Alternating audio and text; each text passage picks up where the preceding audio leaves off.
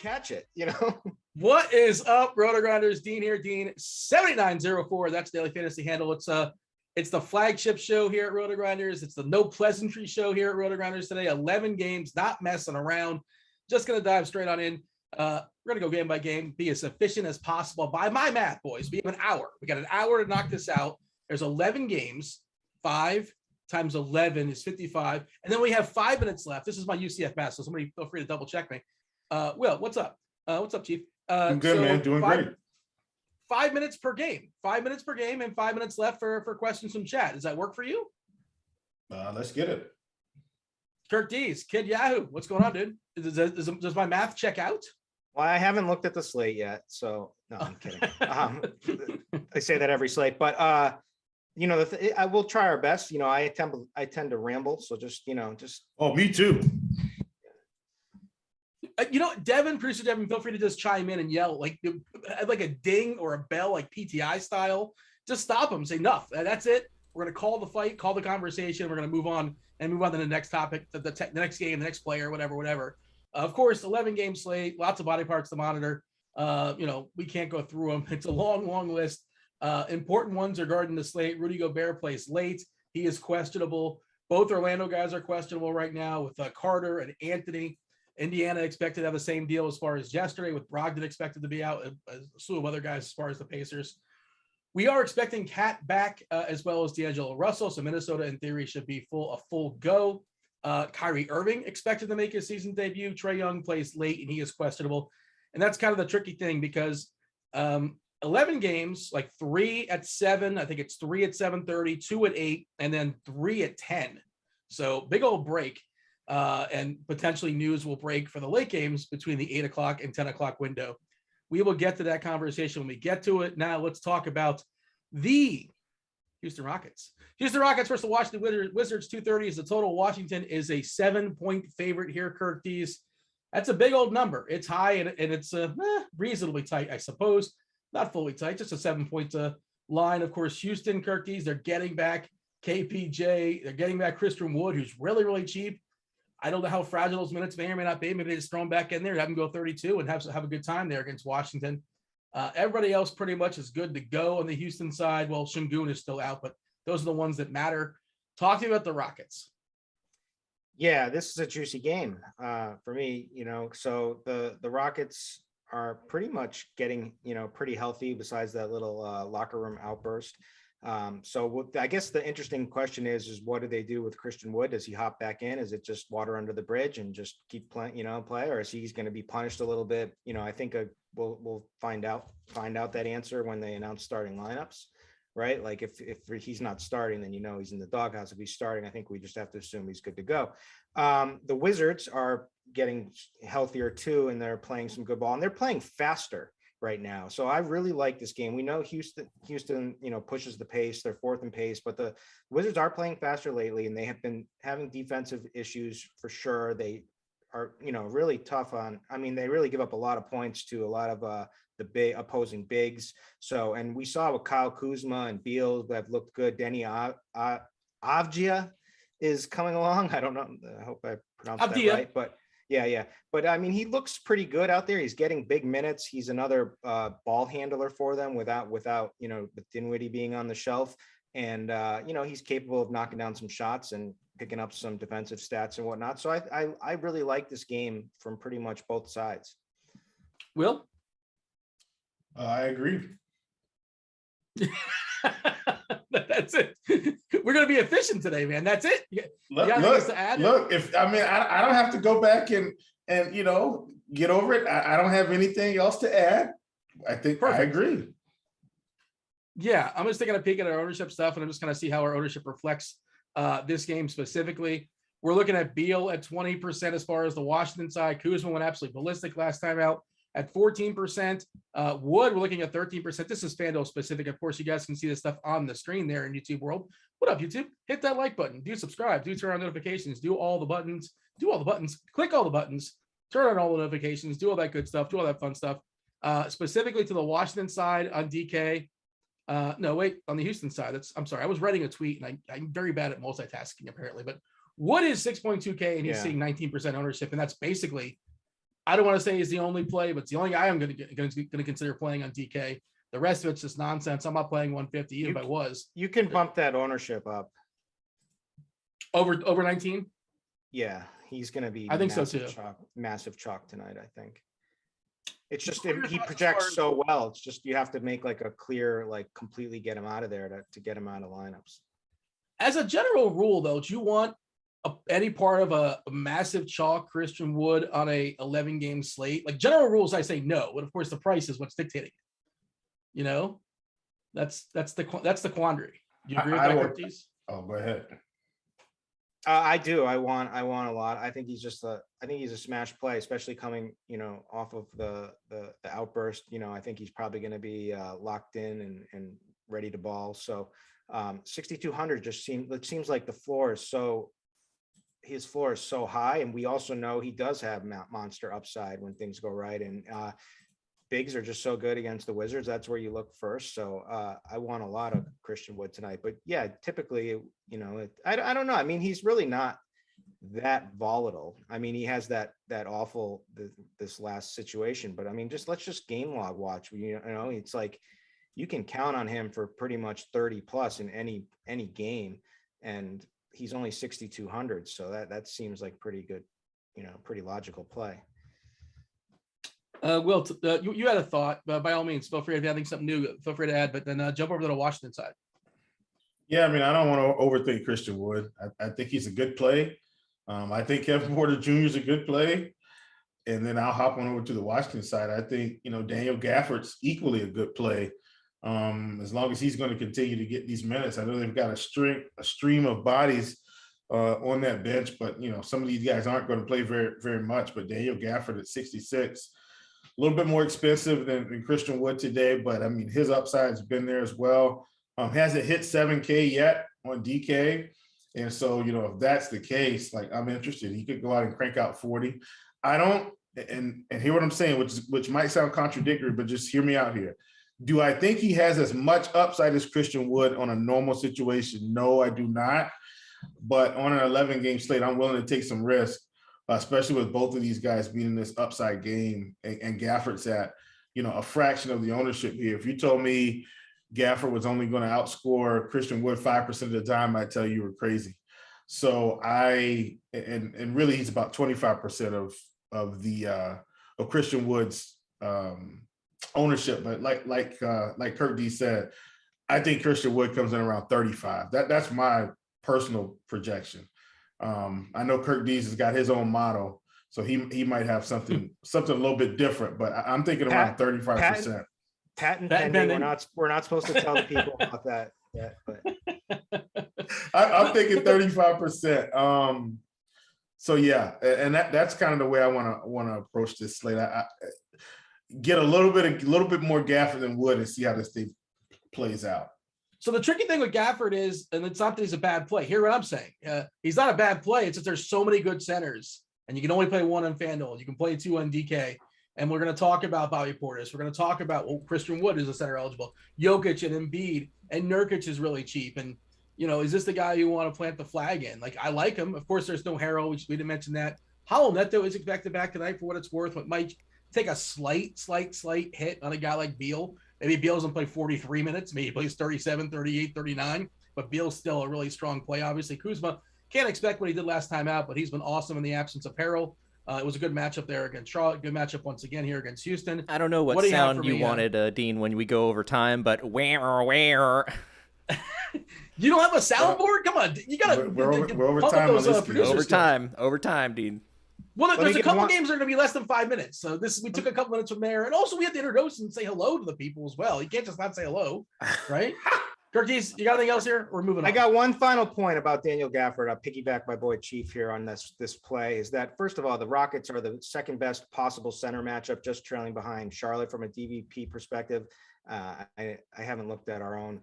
Ooh, don't get me excited about Charlotte centers. Oof. Then the Rockets are 28th in opponent blocks, 30th in opponent steals. So it would make sense that they're just going to, he's going to be handed blocks and steal points tonight, some stocks tonight. So I can get behind that, and play that game and drop down Woods ownership and pump up some Gafford in this. So I think that's sharp.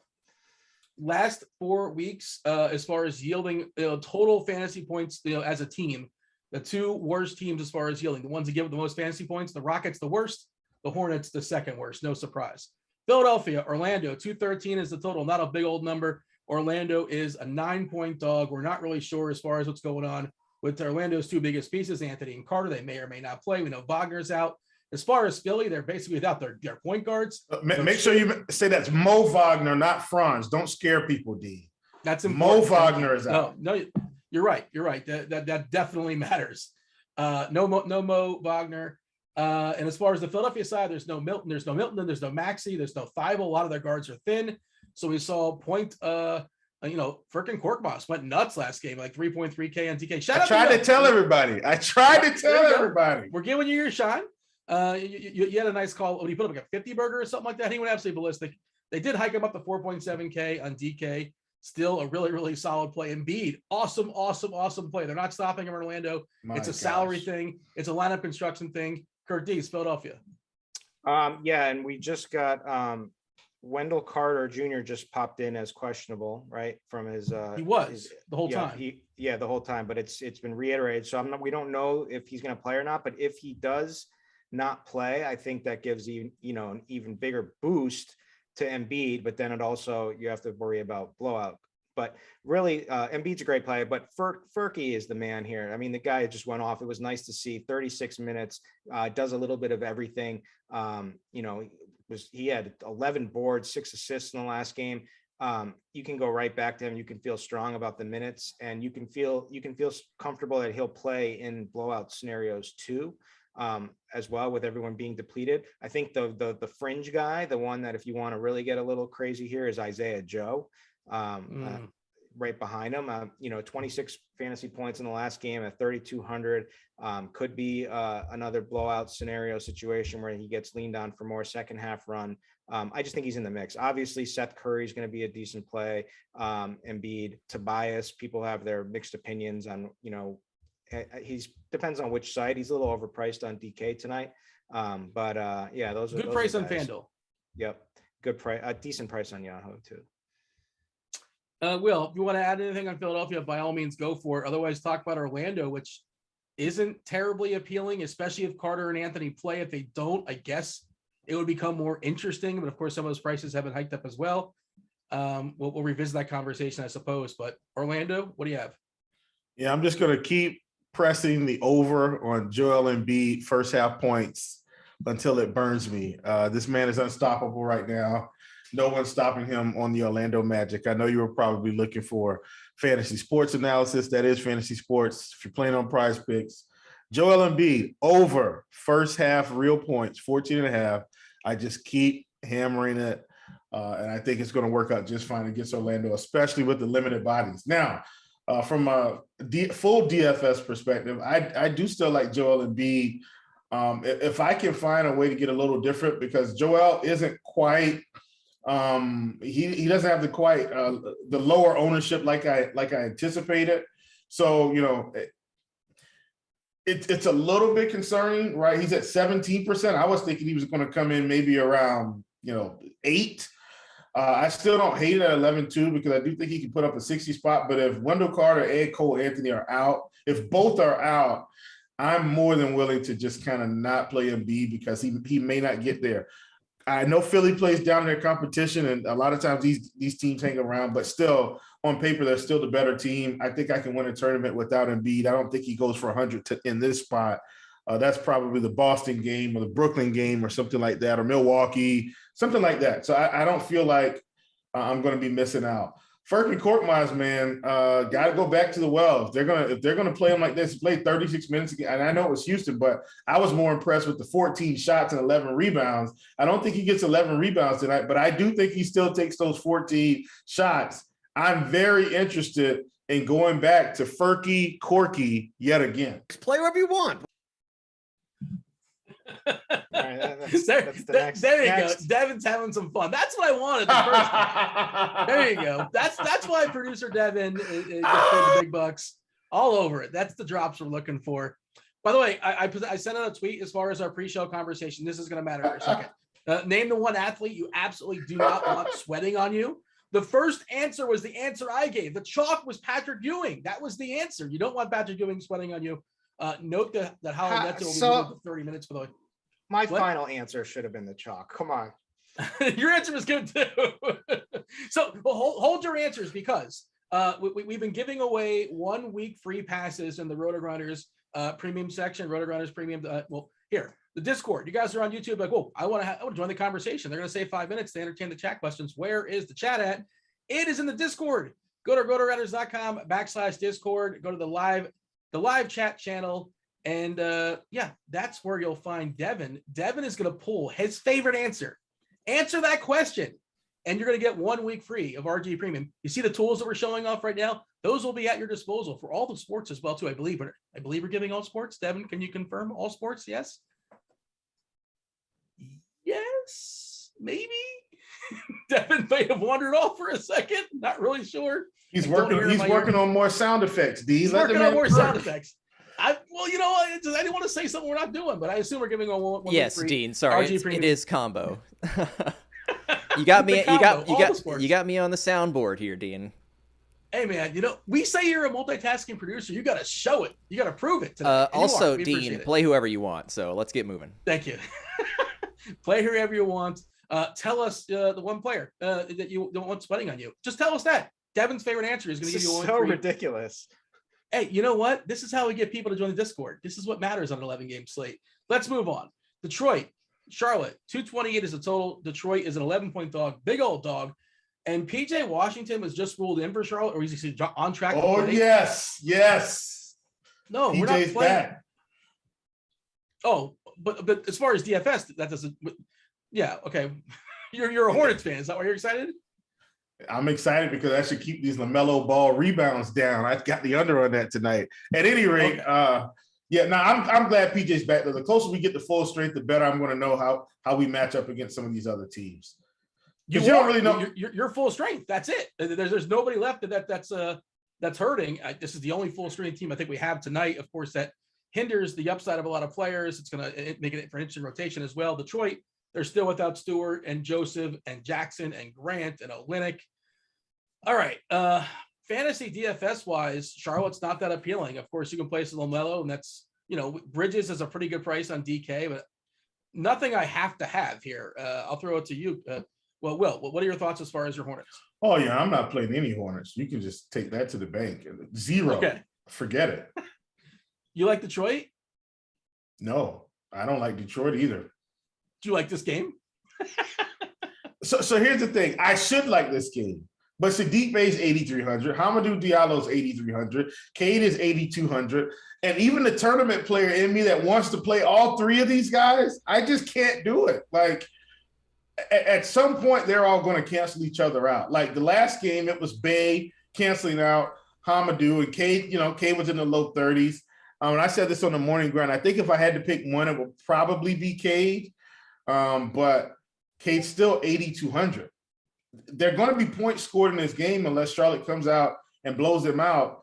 And we're minus 10.5. I couldn't believe it. Like I didn't think we'd have, and we are at home, don't get me wrong. But I think all of the main Pistons guys are overpriced. I wish Trey Lyles was God, what's our other favorite player that we used to play from Sekou Doumbouya? God, I wish that's who was playing tonight. I'd be hammering that because he'd have 20 rebounds. But Trey Lyles isn't going to get 15 rebounds tonight. And we do have a really hefty projection on him at 30, but I'm just not excited about us against Detroit in a game that we should be able to outscore these guys. We're still not going to play great defense. There will be no defense played, but I think we can put up enough points to outscore them by the middle of the third quarter. My favorite play in this game is Trey Lyles, 4.7K. We're projecting 31 minutes. He's just short of a fantasy point per minute guy. He played along with what's his name? They played 48 minutes combined. Actually, like around 50 minutes combined. Him and Garza, except they overlap for a couple minutes. Otherwise, they played the same position. Assuming he starts once again, Lyles is my favorite play in this game. You can play LaMelo if you want, but that's basically where I'm at. Curtis, what do you have to add here?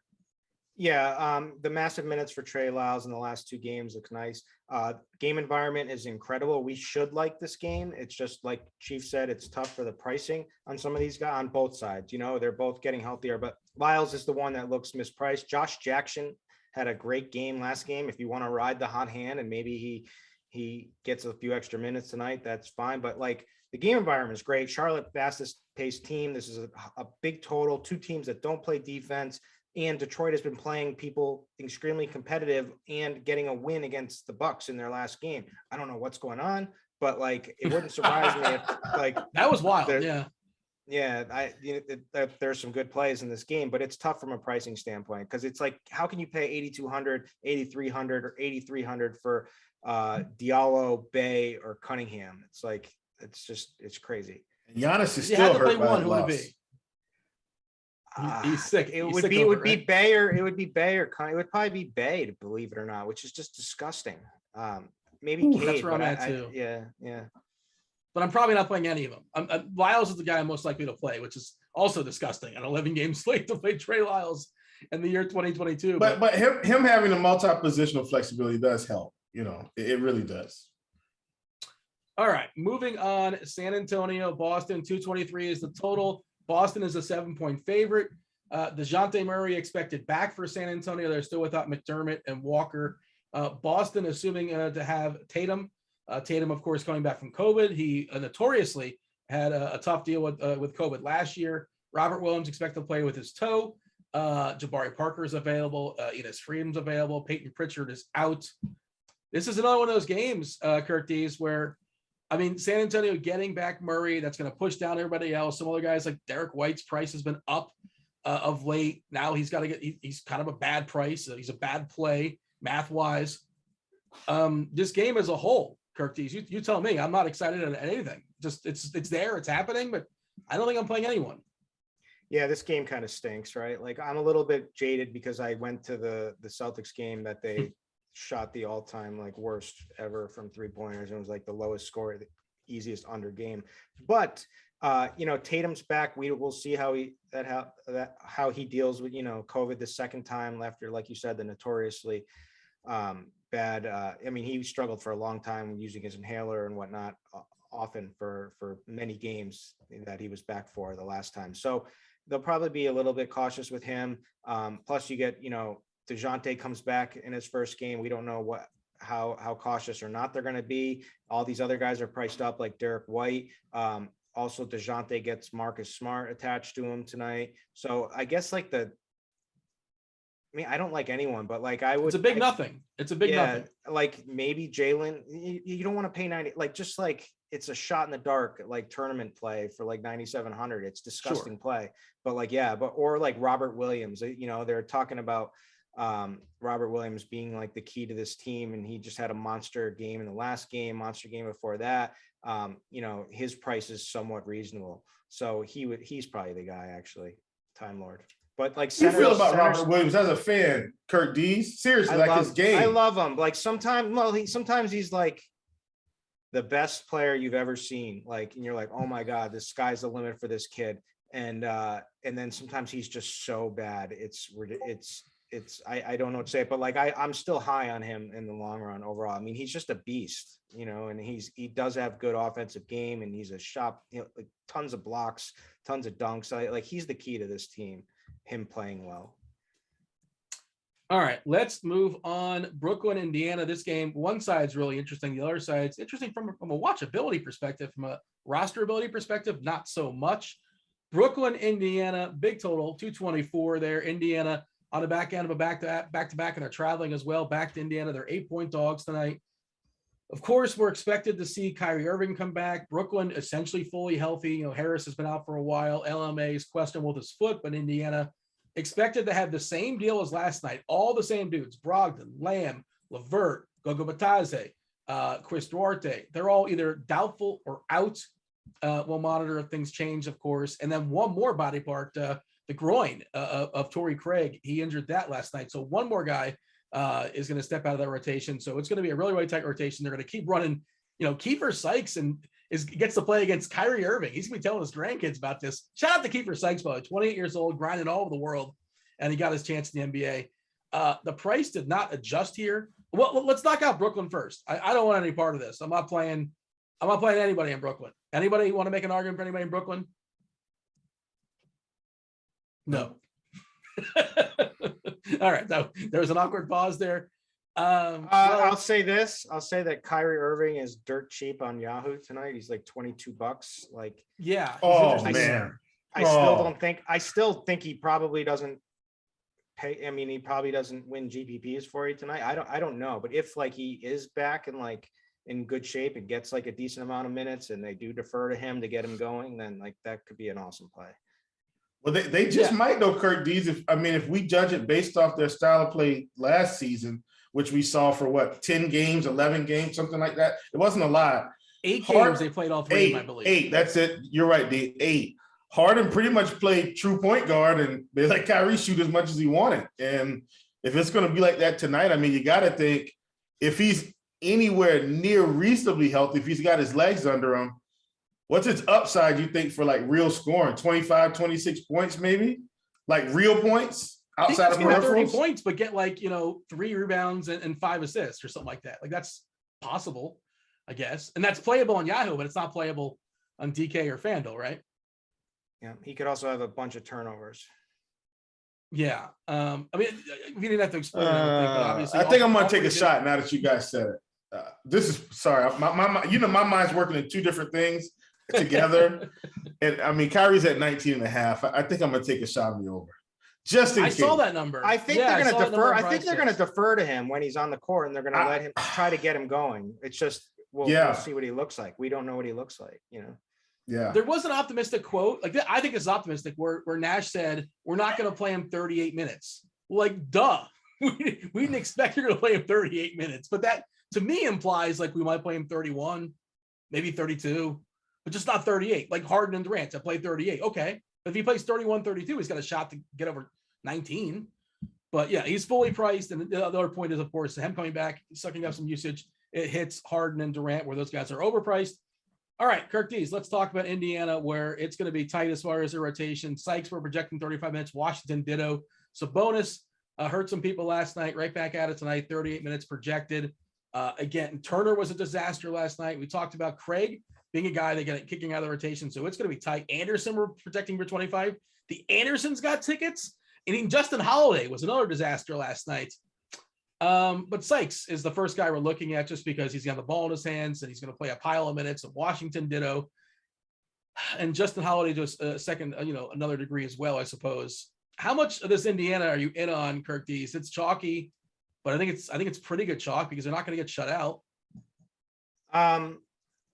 The thing that I find weird is like, why is there such an ownership discrepancy between Sykes and Dwayne Washington? So Dwayne Washington didn't play well, but he still played 37 minutes and Sykes played 38 minutes. If you compare their usage rates, Washington had 28% usage, Sykes was at 23. So he had higher usage. The problem was that Sykes made his shots, right? He was 8 for 16. Washington was 6 for 16. And, he got some other stats in there, but like, I would play the ownership game and just swap it here. But if you're playing for GPPs, at least like Kiefer Sykes at like massive chalk and GPPs feels like, unless you're playing them both, I don't know. I just don't get it. But the guy that I'm definitely going back to tonight is Miles Turner. I don't think I've ever done a show and not recommended Miles Turner, whether he was like 1% ownership owned or like chalk like he was last night. But against Brooklyn, I mean, he should be able to eat against any of the guys that they put, whether it's LMA, whether it's Claxton, whether it's Blake Griffin. He should be able to control the paint inside. So I'll go right back to him when people have a sour taste in their mouth from last night. Yeah, his problem last night was he took 4 shots. Like, that's really what his problem was. They basically let these guards take 50 shots and he took 4. If I'm Miles Turner, I'm going to these guards and I'm jacking one up with one hand and one up with the other. I'm saying, look, pass me the ball. That's it. I don't have to scream. You jack them up. You pick them up like the Undertaker. You tombstone both of them. No. You choke slam both of them at the same time, like Kane and Undertaker, and you say, tonight you pass me the ball. And then as he scores, I'm going to tweet out my Undertaker gif with him getting up out of the casket. And it's a good night in the prop shop. So Miles Turner is Undertaker. Who's Kane? He is both of them. He's both guys. Yes, the double choke slam. All right, fair enough. We got anything else in this game that's worth noting? Like, the ownership is reflected and it's worth acknowledging. We want to kind of move on, but on DK specifically, let's just go ahead and pull up the ownership projection on Indiana. It is massive. 11 game slate. Reminder, Sykes at 46% because it's 3.3K. And that's probably the answer to your question, by the way, why Washington's falling behind, because he's 3.8 and like $500 matters, I guess. But we're looking at 41% there too. As far as fantasy points per minute on the season, the small sample we have, they're both around 0.75, essentially the same. Sabonis 18%, Turner at 3%, by the way, on DK. I think that's a little bit it's higher on FanDuel, I believe, because he's a forward there as well. No, 3% on FanDuel because he's 7.6K. That is, there's one way to be different in the slate is to play Miles Turner because everybody else is playing Sykes and Washington or even Sabonis in the middle. Look, 21% there on FanDuel as far as Sabonis' projection. I think you could also go back to Justin Holiday, as much as he hurt y'all yesterday or hurt me yesterday to some degree. He's probably going to play 30 minutes. He got in some foul trouble yesterday. Torrey Craig stole some of his minutes. Of course, he's not lurking once again. There is Lance Stevenson and Justin Anderson, Mr. Anderson. But I think Holiday is an interesting guy to go back to today. And people, there's certainly some recency bias that's going to work against them. Devin, give me that bell or give me the play, give me the soundbite. We got to move on to the next game. What else do we have? Oh, we have the 7:30 game, ESPN, the first half of the ESPN doubleheader. Golden State in Dallas, 213.5 is the total. Golden State is without Otto Porter, Andre Iguodala. Dallas is without WCS, Porzingis, Boban. We saw Luka come back, play pretty solid in this game. Back from injury, well positioned here, and to get a pile of usage against Golden State. Obviously, not the greatest matchup in the world. Pretty solid defensive team, but in theory, there is an upside. There is a ceiling. Will, talk to me about Dallas. That's basically the only guy I would consider playing. I guess Kleber, if you want like a cheapie that can potentially get hot, but what's his ceiling? Not that high. It's Luka and Luka only for me on Dallas. Yeah, man, I'm pulling out my Alicia Keys here. No one. I'm not playing anybody from Dallas today. Jalen Brunson is 74. Nope. Maybe Dorian Finney-Smith, maybe, but I'm not playing anyone. As a matter of fact, I just decided Dorian Finney-Smith gets out of the pool too. I'm not playing anyone. I decided that hours ago. But here's the thing. Vegas is telling us that this game should be tight. I get it. Dallas is at home. I've seen the Warriors play enough this season to know that no matter how this game looks, I don't think anybody from Dallas gets there. It's their style of play. Like, I watched them play, and I think I talked about this on another show this week, and if I have, just please excuse my redundancy. But I watched them play Utah over the weekend, and it looked like Utah was playing really well, and they just could not keep up. Like, Golden State just kept scoring. Steph scores, 4 or 5 points, and then Andrew Wiggins scores 12 points in a row, and then Otto Porter starts. It's a fury of scoring and they're playing defense better. Otto Porter's not playing. I know. Guess what? That doesn't matter. They're going to plug in Damian Lee or be elite. Like, they're just going to be fine. This is a plug and play team right now. Oh, by the way, Klay Thompson's coming back. I just can't invest in anybody against the Golden State Warriors. I think it's going to be beneficial for me long term Gonna from a cut you off, profitability Anthony, perspective. Orlando, Carter and Anthony are available. They're both starting tonight. Oh, Curtis, that's important. Thank Do you care about? Yeah, Curtis, I think it's going to be a competitive game. I do care about that. Will you consider rostering Carter or Anthony? Like, obviously, the peripheral guys just kind of fall back. Yeah, I consider Carter. I mean, what's Cole Anthony price? I mean, and I assume he's like basically a full go, Cole Anthony, because like they hold these guys out for a long time. He's 7-4 on FanDuel. That's a pretty good FanDuel price. 8-1 on DK, 29 on Yahoo. But the FanDuel price at 7-4 is kind of interesting. Yeah, I could get behind him. You know, I don't know what to expect, but I think he'll be fine. I think Wendell Carter will be fine. But it makes me just like to more of this Philly side, thinking that this game stays a little bit closer. As far as the game we're talking about, this Golden State Dallas game, probably a fun game to watch. Golden State is without a couple of pieces, but they're one of the deepest teams in the league. They play one of the deepest rotations in the league. Curry's always way too overpriced. Of course, he has those games every once in a while where he scores 45 points and he gets there, but I rarely play Curry. I rarely play Golden State pieces, to be honest. Do you like anything here? No, you know who makes it it's just such a bad game environment. First of all, I mean, you got the Mavs who are playing at the slowest pace in the league, right? You've got them good defensive squad. You got the Warriors, the best defensive team in the league, and then you've got a bunch of high-priced studs. When we've got other important pieces tonight that are cost less. So Gary Payton ruins it. Like, he makes them such a good defensive team. I don't know how many times he's been good. Great find. You watch him play, he's like an incredible defender and just is a pest to every single team that he plays against. So it's just like they're just so good defensively. Like with Draymond, with Payton, Wiggins is actually playing defense now. He is. Yeah. It's crazy. It's so crazy. Kurt, that's what I'm saying. Like, I've watched them play a few games. I'm like, man, this isn't a fluke. Like, they just keep playing good almost every day. No, you should get your Golden State to win it all bets futures in soon. Golden State Milwaukee is going to be awesome. That's going to be a great final. That's what's happening. 7904 if you want to get all technical on me.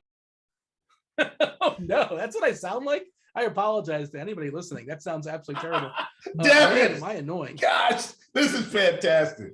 Devin's having a blast. All right. As am I. Okay, we got to go. We're done with that game. OKC, Minnesota, 217.5 is the total. Minnesota is a 9-point favorite. They're getting everybody back, it appears. We're expecting Cat to be healthy. We're expecting Russell to be healthy. We'll see. Stay tuned. He tweeted out that Vince McMahon gift the other day, like he's coming down, coming back to the show. Of course, Cat, personally, specific, family-wise, all throughout, he's had a horrible time with COVID, but hopefully he's going to be, we'll see how they carry him along, but it's definitely going to be a hit to everybody else in that Minnesota team. Naz Reid's going to take a step back. Nathan Knight might be a DMP these days. Great matchup against OKC, but for that reason, everybody's usage is going to step down, assuming that Russell's there as well too. It's just nobody is really appealing as far as the OKC side. We are expecting SGA available. Lou Dort is out for what it's worth. JRE will be available. Favors is questionable with his back, and Darius Baisley is available. But I mean, I feel like I'm repeating myself, Kirk Dees, but this is another game where, I don't think I need anything here. Like, if you're running 150, whatever, get your pieces, but nothing that I'm prioritizing. Yeah, it stinks that they're all coming back and we don't really know what to fully expect. However, I do want to take some chances on Anthony Edwards tonight. OKC is just a great matchup without Lou Dort on the floor, right? Like, so they're missing their best defender. They already give up tons of production. They're 28th in opponent made threes per game. They give up tons of steals. They give up just stats everywhere. And like, if Cat is like, working himself back into game shape, if Russell, they don't play Russell enough anyway, although he was getting some big minutes in that last stretch before Christmas, before he went down. But I just feel like Anthony Edwards, no one's going to play him tonight. And like, he could still just be the guy that goes absolutely nuclear in this game. And I think Shea, if he, Lou Dort, when he's on the floor, he thinks he's Michael Jordan. I always say this, this dude just, he's just not with kills SGA, so many though. possessions. Well, he does. There's games where he limits like SGA, but like there's no worry of that. There's no one else to like really limit that tonight. I don't think so. I think like if Shai Gilgeous-Alexander is healthy, is in condition, his conditioning is fine, and he just steps right back in, which I think it will. I actually think he will. I think he's a great player, and they're like two good run backs, like for and then you can fill up with value around them in all these other games. For the sake of time, Will, we good moving on? You got anything here? Let's move it on, man. Yeah. All right. Toronto, Milwaukee, 221 is the total. Milwaukee is a 4-point favorite here against Toronto. Toronto playing in the back half of a back-to-back. Toronto fully healthy with the exception of Svi Mykhailiuk, Yuta Watanabe. Milwaukee will be out without Giannis Antetokounmpo, George Hill, Grayson Allen, Pat Connaughton. Questionables: Giannis Antetokounmpo, Jordan Nwaba, and Semi Ojeleye. Drew Holiday and Middleton will rise, as well as Bobby Portis as far as usage guys. They are interesting in the Milwaukee side. If Nwora goes, I think he's interesting. If he doesn't, we might see Cousins. Cousins might become somewhat interesting in the slate. Will, your thoughts here as far as Milwaukee? Yeah, man. I mean, Bobby Portis, 6,400, play him. Jordan Nwora, 4,700, you can play him. Chris Middleton, 7,300, play him. Wesley Matthews, 3,100, hit the X button. Okay. Drew Holiday, Drew Holiday, 8,200. You can probably play him, but he might be on the outside looking in. My question is, how do you think they handle Boogie Cousins here? Here's why I'm asking. Do you think he gets 20 minutes or do you think he gets 14 minutes? It depends on if Nwora plays, if Ojeleye play, if Thanasis Antetokounmpo plays. Like that's all it's contingent on. Yeah. If those guys are out, I'm interested in Boogie Cousins at 4,300 with a possible chance to put up 35 in 20 minutes. Yeah, mostly Thanasis and Nwora, not so much Semi Ojeleye. Kirk, your thoughts? Are you prioritizing? And we've seen the prices like get hiked up on some of these guys. They're kind of starting to come down, but now they're appealing only because Giannis is out, obviously. What do you have in Milwaukee? Yeah, I like the three chalky pieces. I like Middleton. I like Portis. I like Holiday. I don't really care for anyone else. Cousins, maybe. I think he backs up Portis, and I think maybe he pushes 18 minutes, whatever. I don't think we're going to see like when they had no one, those games where he was getting 20 plus to 28 minutes. I think he can pay off in a short time, but I just don't see him breaking a slate for you tonight. But I think he's a fine play. The question is like, do we want anyone on the Toronto side? I don't really know. Who's getting the minutes. Yeah, I mean, that's the thing is like you can feel extremely comfortable for huge minutes for all these guys. And so even though it's a back-to-back, but it makes sense that maybe Van Vliet, but he's expensive. Siakam, maybe. OG is really reasonably priced. So I can attach myself to him, especially on the FanDuel or Yahoo. Forget the stocks.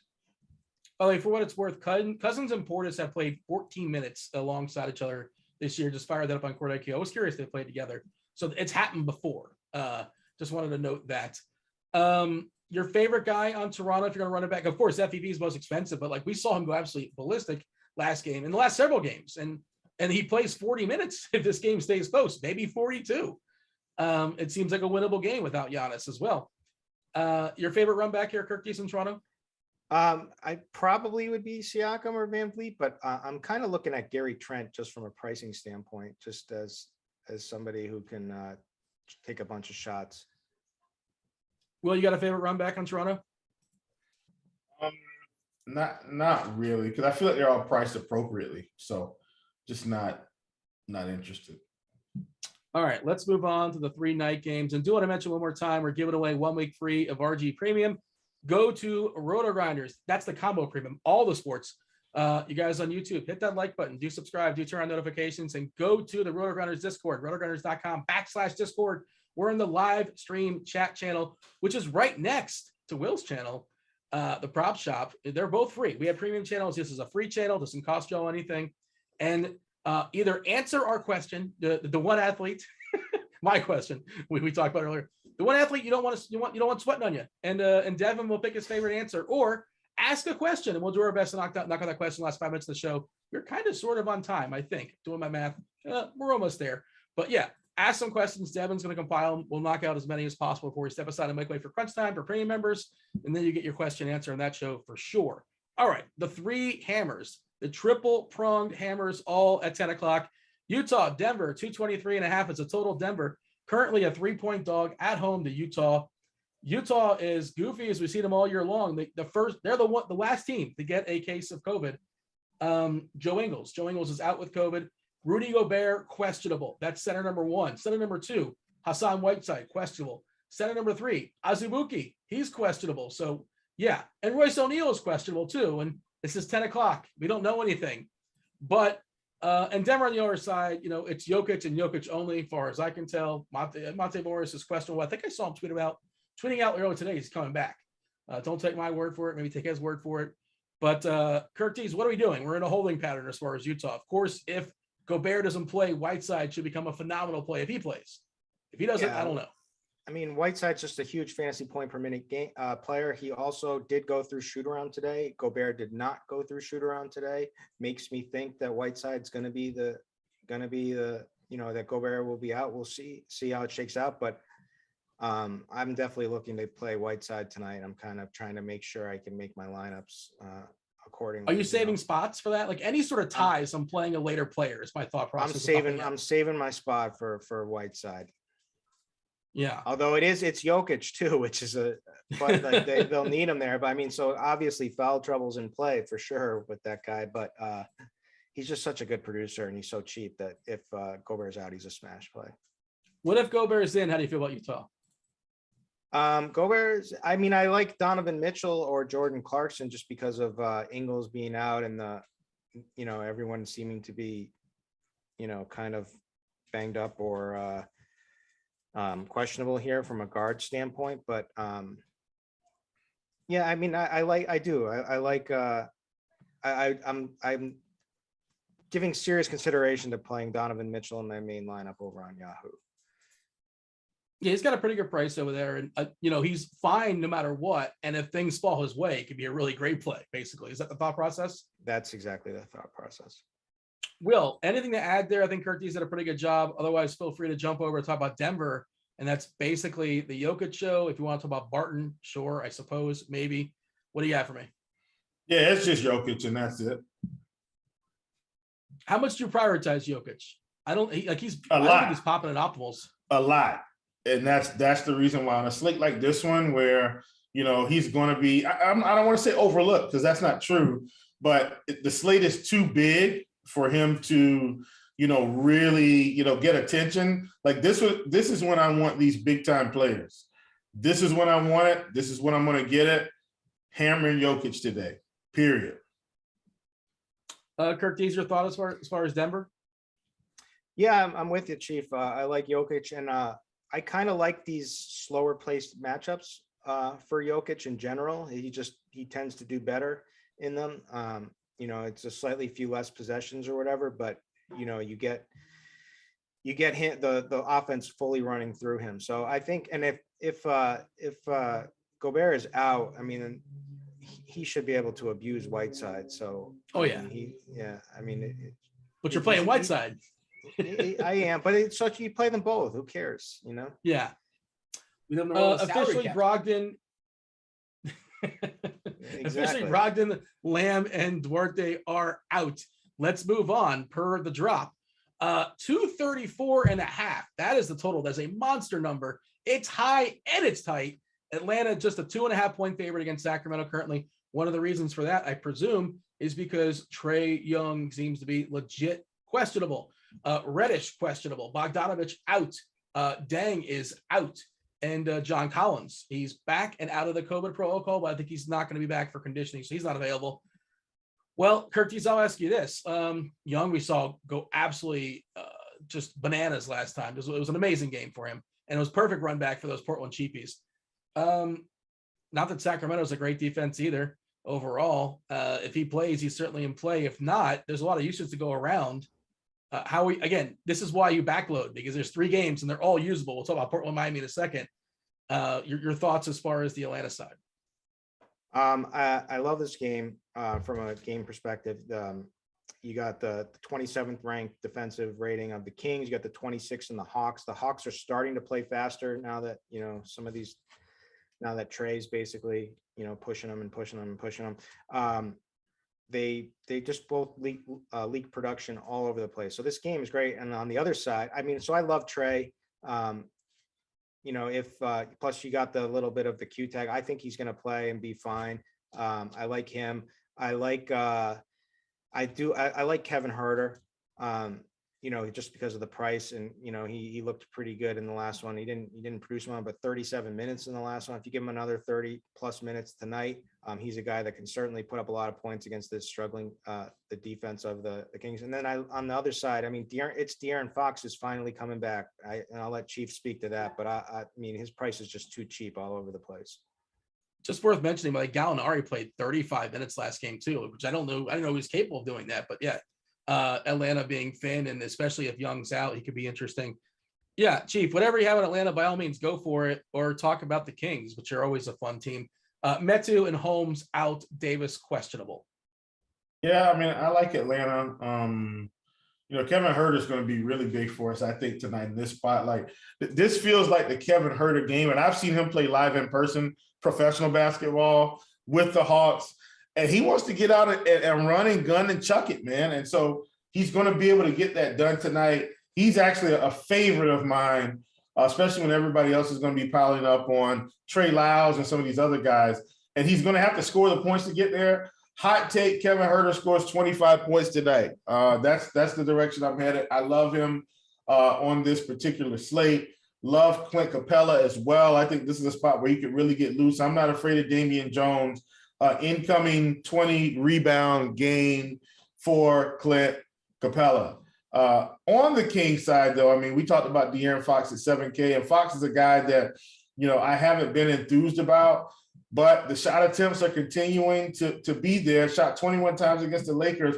Please make mental notes, people, when you start watching these games. Point guards are destroying Russell Westbrook, and it didn't just start this year, but just keep a mental note of that. They'll play again tomorrow, the next day, and let's see who it is. Just want to put that out there. But I do like Fox at 7K. Harrison Barnes at 5,800 is okay. I don't think I'm going to get involved with Marvin Bagley. I just, the minutes are still not there. But Fox and Harrison Barnes, I definitely love. Kevin Herter, one of my favorite plays on the slate for sure. All right. Probably the absolute best game stack on the slate, arguably. Miami versus Portland. You really, really feel strongly about where these minutes are going to go. As far as the total in this game, we're looking at 216.5. This is where totals can kind of lie. Miami's a 2-point favorite, despite the fact they're missing Jimmy Butler and Duncan Robinson and Dwayne Dedman and Bam Adebayo, a couple other pieces. Portland, of course, without Lillard, without McCollum, without Zeller, and most likely, almost definitely, Larry Nance as well. Curtis, I'll go to you as far as the Miami side. Basically, we're looking at like a 6-man rotation with like some other stuff sprinkled in, but Lowry at 38 minutes, Martin at 36, Hero 37, Tucker 32, Yurt 7 at 32, Max Strus coming back at 28 minutes, then Guy, who's been, pretty good, filling in at 20. You're not really playing Guy, but the minutes are going to be tight. Of course, the salaries have adjusted. Is there still meat on the bone here of the Heat players? Yeah, for sure. This game is just like you said, are completely stackable. Blazers dead last in defensive rating. They also, Anthony Simons is not a good defender. He's too small. So, they're probably worse than they have been all season in general with him playing the big minutes. But, he is a scorer. I think he's a lock. Personally, I don't expect him to do what he did in that last game. However, he's going to shoot. He's a scorer, and that's what he does. And he's going to do that again in this matchup. I like a lot of these Heat guys. I love Kyle Lowry. I love Tyler Hero tonight. You just feel so comfortable about these minutes projections with all of them. It's like, yeah. Where are they going to go? Max Strus is probably going to be thrown right in and get a bunch of minutes too, as well. And he's someone that can shoot, but I'm probably less high on him than any of them. But I would probably rank them Hero and Lowry, and then Caleb Martin or Yurt 7 would be my guys on the Heat.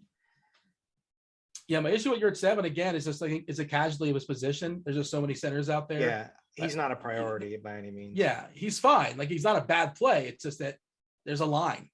Will, your thoughts as far as Miami, and then we'll jump over and talk about Portland again. We saw Anthony Simons. Don't expect the 40 real life points in the bucket again, but he doesn't need to get that. The price is not fully adjusted to something crazy. Nasir Little, both those guys projected around 35 minutes or so. We're looking at Powell at 36, Covington at 33. Yusuf Nurkic is the most interesting one because he's a center and his minutes have just been kind of fickle, but we can get him 30 minutes here against your 7. I think you can work him pretty good. Yeah, Will, what do you have as far as this game? We're going to knock out your questions in chat in just a second. Love Lowry, love Hero, love Caleb Martin, love Max Struss. I think those are all fantastic plays. And I think the ownership's a little bit lower than it should be. The slate's large, but I also think it's a little bit lower than it should be because they're playing the last game of the night. I've got my, psychiatric thoughts about that, about why people don't play the later games more because they like instant gratification. No official scientific testing, but I just roll with it because I think I'm right. At any rate, I love these guys from Miami.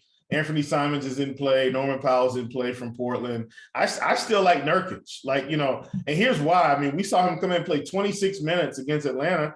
Capella's, no slouch at center. That's somebody he had to deal with. I mean, he still had 12 rebounds, 21 points. He took 18 shots. That's production I can get behind. He gets anywhere near 30. We might be looking at a 50-plus fantasy point performance from a guy at 6,800. Nurkic is one of my other favorite tournament plays on the slate, alongside Kevin Huerter, who I want to mention again. I really like him today against Sacramento. Curtis, hit on Portland. I echo that sentiment on Nurkic. I think his minutes are going to bump up tonight. And he's a great fantasy producer as long as he doesn't foul out or play like an idiot like he does sometimes. But they just don't have the bigs, right? They need him out there. So Nurkic, I like. Nasir Little is too cheap everywhere. The guy, I always say he's a poor man's Pascal Siakam. He does a little bit of everything. And Norman Powell and Simons. I mean, it's all these guys are great plays in my opinion. All right, we got 4 minutes to knock out the questions from chat. And we're going to turn the show over to crunch time over on Rotogrinders.com for premium members to take you guys all at the lock and news of breaks. They will break it down for y'all. Let me go ahead and pull up these questions. I'm trying to buy time as I'm looking for. Why can I not find it? I just accidentally closed this out. Oh, there's the Slack. I'm the worst. All right. First question I see is Dean's favorite show Golden Girls? No, it's not. R.I.P. Betty White, GOAT. Turning 100, what if on the 17th, I believe. But Rose, Sophia, Dorothy, and Blanche. Shout out Golden Girls.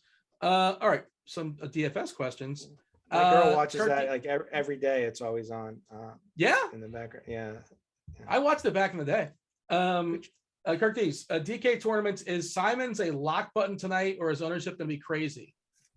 I mean, he's going to be 30-40% owned depending on the stakes. I think he's a good play. I think he's a lock cash play. I think you can, he certainly could have he scored 60 fantasy points in the last game. That's ridiculous. So that shows the kind of upside he has in these huge minutes. He took 21 shots, but they also, he was feeling it. And so they were letting him go. If he's having an off game, it goes right to Norman Powell this time. Right. Or maybe here's a shot in the dark. Maybe a Ben McLemore gets hot in this game at 3,700, but that's, who knows.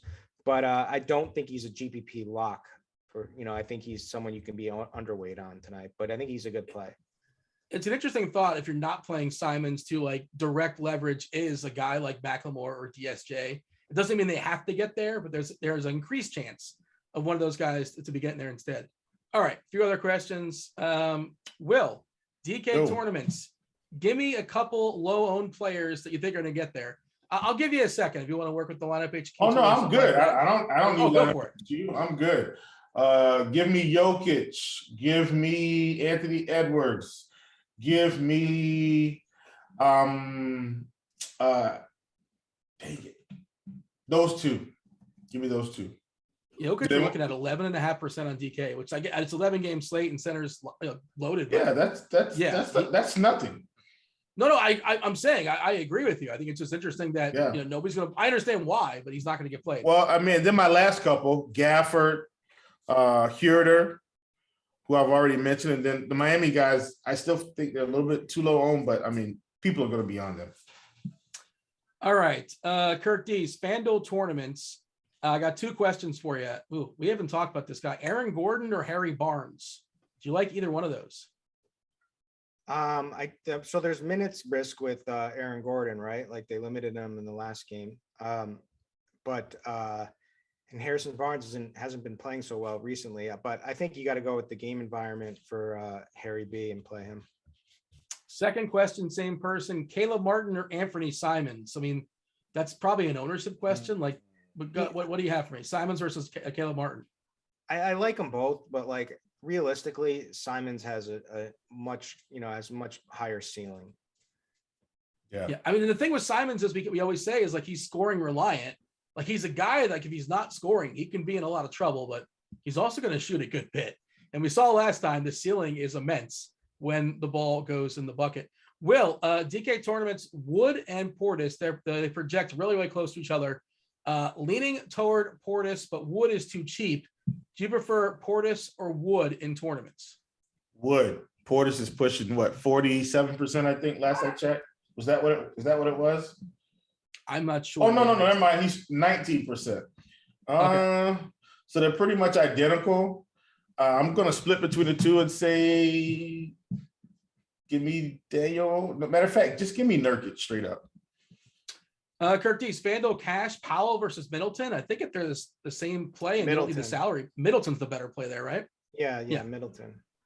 How do we even approach an 11-game slate, Kirk D? Can you take like 30 seconds on that? I mean, for me, it's like, the ultra value plays, obviously, and then like separating the great plays from the good plays is kind of like the way I would think about it, but it's a lot. Is there a way you can summarize that like in 30 seconds? Tighter. I mean, yeah, there's so many good plays. You can have a tighter pool with a bunch of good plays, but I don't know. It all really depends on the slate. It's, try. What I like to do is identify the chalkiest plays that I want to be underweight on first. Yeah, that's good. We do have to step aside and make way. We do like Cork Moss for tournaments. Devin's still throwing me questions. I'm surprised Devin hasn't dropped like the, one of the sound bites to get us out of here. I guess he still wants us to stick around another minute or so. We talked about Cork Moss. We like him for tournaments. Do want to give a shout out to Dan Jan 45 in the Discord, answering my question. So I was asking, somebody answered my question. The one player, you know what his answer was, Kirk Dees? Will, the one player he does not want sweating on him is big body Kelton Johnson. It's a good answer, right? All right. Yeah, I like that because Kelton's been screwing up our props here the past couple of weeks. Jesus. Devin's answer was Boban, by the way. But he theorized that because he's tall, his sweat is somehow stankier. I'm not sure, more potent. It's an interesting theory, but maybe Devin will speak for himself on a show tomorrow night where we have like I got the mic drop. The mic drop answer, and I'm out of here. Magic Johnson. Oh no. Oh boy, that was Kirk Dees. That was Devin producing. That was Chief Justice. Check out his prop shop at Rotogrinders as well. It is free to join. If you guys are premium members, go ahead and log on to rotogrinders.com and watch Crunch Time in about 8 minutes or so, taking you guys straight up the lock. Do hit that like button on YouTube, subscribe, turn on notifications. Thank you all for participating in the Discord. I was Dean. We're out of here. That was basketball. Holler!